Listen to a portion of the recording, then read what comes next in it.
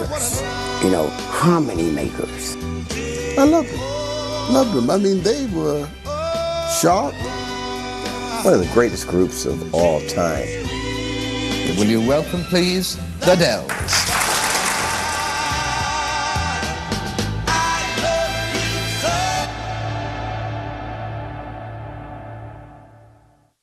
In a small town called Harvey, just south of the big city of Chicago, at Thornton Township High School, 5 guys who would become the Dells. It all began in the early 50s with fellas who just liked music. My mother was a Seventh-day Adventist, and she said, well, you can't play this music in the house. So she allowed him to take a record player and put it into the woodshed. And listen to groups like the Clovers, Five Keys, Dominoes. Great groups. So we got out there and harmonized. And then the idea came, like a little light bulb went off. Hey man, let's get a group. And just so happened one was a baritone, one was a tenor, and one on. The first name that we came up with was called the El-Rays. The El-Rays were Michael Mickey McGill, a baritone, Chuck Barksdale, bass, Vern Allison, tenor, Johnny Funches, tenor, and Marvin Jr., baritone. And the El-Rays were just trying to make something happen. We started bouncing around the neighborhood, going to these little parties, trying to sing, and they was booing us. We couldn't sing a lick. We couldn't sing. So we said, well, if we sing, we'll meet more girls, and be popular. We couldn't sing. We wasn't no big thing. Didn't nobody pay no attention to us. But that didn't stop them. They sang at talent contests, parties, at the ice cream hangout on Roby, and in a viaduct under 147th Street. We used to go down in there and sing so the echo would, when you sang, your voices would echo. Beautiful sound. But we had to always stand in the middle, because if we stand on the outside, the guy would try to pee on us. I swear to God. All that singing made the El-Rays want to make a record, so they came here to South Michigan Avenue, at the time known as Record Row. Former impression, Jerry Butler. If you had some talent, or if you thought you had some talent, you could just walk in off the street and set up an interview and come back and get heard. We went to Chess Records, Leonard Chess, God rest his soul, and told him we were a group. And begged Leonard Chess to give us a recording contract. He did, and the group recorded. We recorded a song called Christine, and on the flip side was a song called Darling I Know, which was terrible.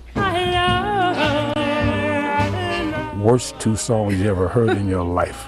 Leonard Chess also had some words of advice for lead singer Marvin Jr. Leonard Chess pulled me on the side and told me, look, Marvin, I like you. He said, but you're not a singer. You don't have the voice. It hurt me so bad I quit the group. But not for long. And after the poor sales of their first record, the El-Rays went across the street to VJ Records, a label owned by Vivian Carter and Jimmy Bracken. One of Vivian Carter's first suggestions, change your name. She said, well, here's a hat. Everybody threw a name in there, so everybody put names in there.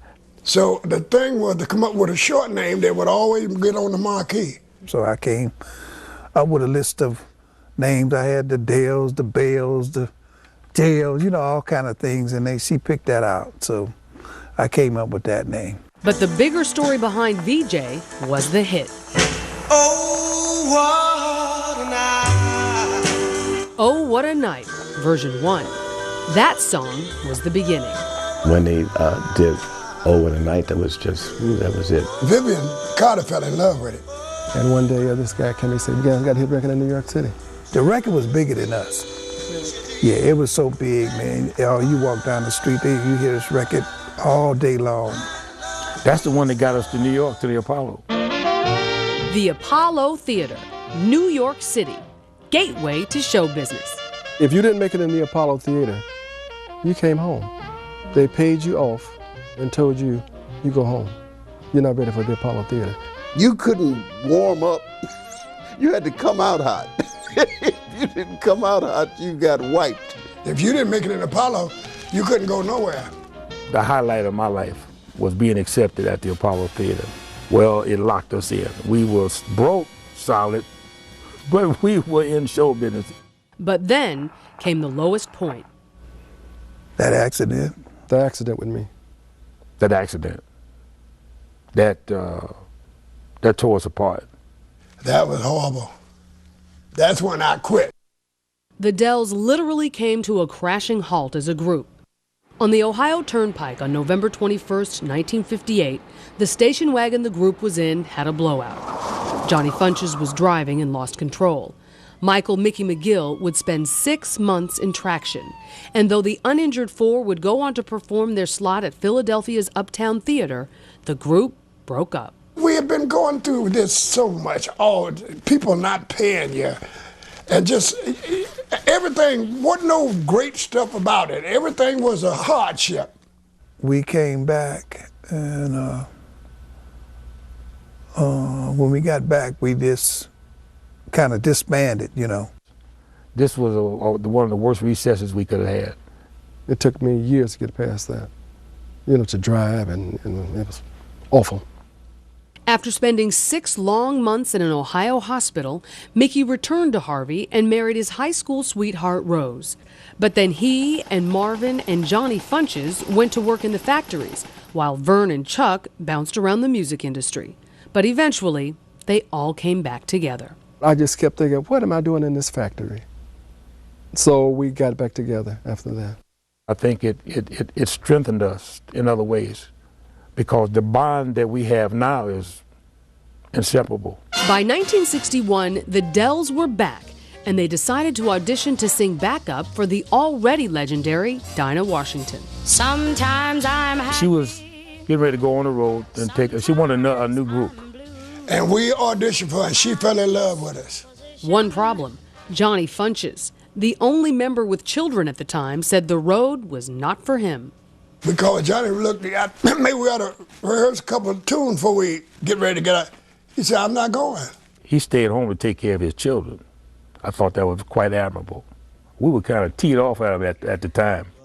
But they remembered someone special, Johnny Carter, a founding member of the Flamingos who got drafted to the Army. When I came back, they didn't want me back in the group. They wouldn't let you back in the group? Yeah, they had, and I started the group. We get the word that Johnny Carter was hanging out at a place called the Esquire. And I was at the local tavern. We snatched him. I mean, literally, hey, Johnny, come here, man, we'll talk to you. Because Dinah wanted us to leave the next day. And we went out and rode around, and he hit a couple of notes with us. And they were ready, they were so up, and I like the enthusiasm behind them, the Holy Spirit. Guess what else? Him and Johnny Funches were the same size and sung the same voice and had the same name, Johnny. We started singing some songs, just kind of revving them up. Next thing I know, we're on a plane, we're in Philadelphia. And that was 45 years ago. And the rest is musical history.